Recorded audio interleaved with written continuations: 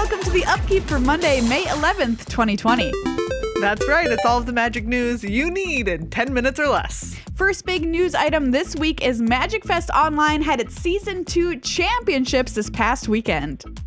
That's right, congratulations to Jason Florent, who won with Teamer Adventure, or Teamer Clover. He qualified in literally the last qualifier event on Friday night. Wow, and it's incredible to see this deck coming in and taking the whole thing down when talk in Standard has been nothing but companion this, companion that, Yorion this, Yorion that, and he's like, I don't need none of that. I just need a deck that was a hit a couple of months ago.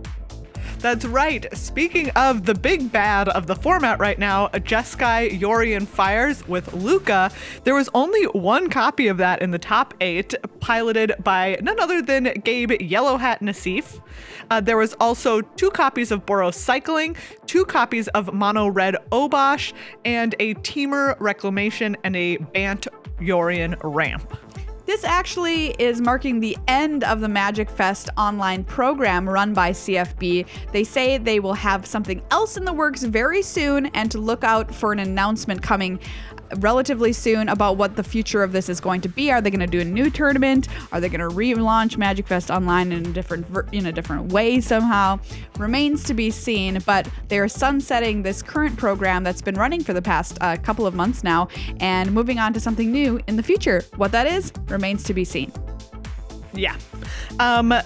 Speaking of esports developments, though, there are several new esports shows from Wizards of the Coast on their YouTube channel and Instagram on most days of the week. Yeah, this is pretty cool, kind of as a replacement to saying, hey, we're not running a whole bunch of high-level pro tournaments right now. We still want to get people informed about what's going on in the current metagame, what's going on with tournaments, what's going on in these pro players' lives. And so Magic has developed a bunch of different shows that you can check out. Megan, why don't you tell us about the first one, because you've got a hand in writing these. That's right. Tuesday through Friday on Instagram and the Magic Esports Twitter, you can watch the Magic Minute with Becca Scott. It looks at all sorts of different stuff like tournament standings after the weekends, events that are coming up, just what's hot and happening around the Magic world. Then every Monday, you can sit down with none other than Rich Hagan, and he's got an interview show called The Profiles. He's going to interview 3 different members of the Magic Pro League every single week, talking to them about, quote, what really matters to them. So that could be anything from life updates to what they're playing in Magic and why. That's right. On Tuesdays, we have Outside Notes with Marshall, which is limited talk, of course. And on a Wednesday, you can look out for the Rogue Refinery, which is a cool new show with Paul Cheon and Alias V hosting that, plus the guys from the Faithless Brewing podcast, and they're going to be talking about weird brews in all kinds of formats. So if you're somebody that likes a really wacky deck in Standard or Modern, who knows, they're going to attack it and be brewing with different cards every single week.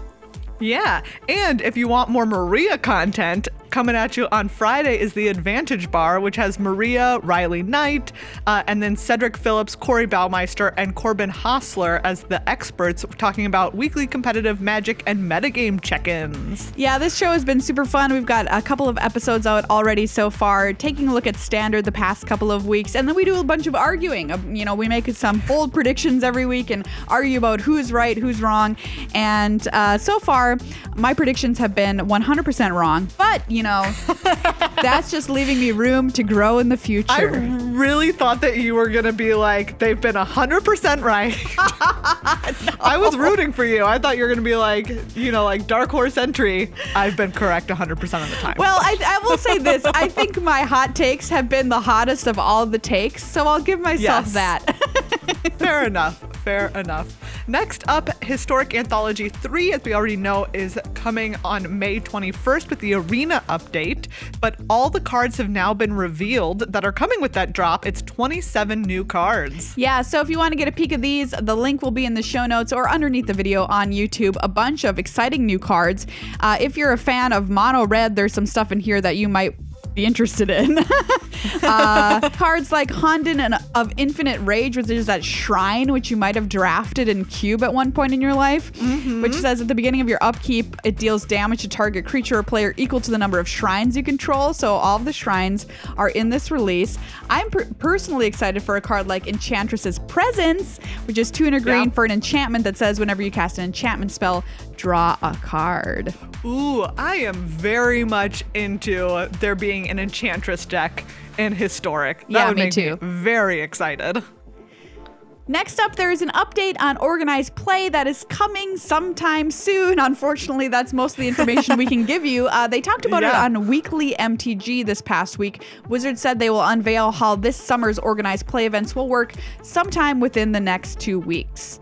Yes, they also say we are building a season/professional structure that is flexible enough to change as quickly as the COVID-19 situation changes. In the meantime, if you're interested in playing some competitive events, the Magic Esports Twitter account will post weekly schedules of competitive events across Arena, Magic Online, and potentially other stuff as well.